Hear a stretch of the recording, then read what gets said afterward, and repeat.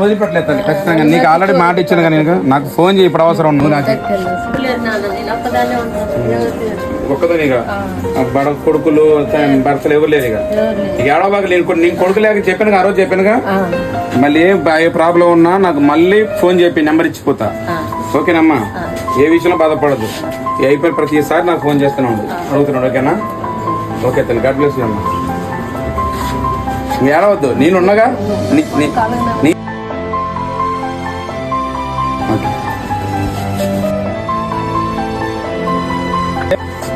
ఏం పర్లేదు, మీరు బాగుండాలమ్మా. మీరు ఆశీస్సు తీస్తేనే మేము బాగుంటాం.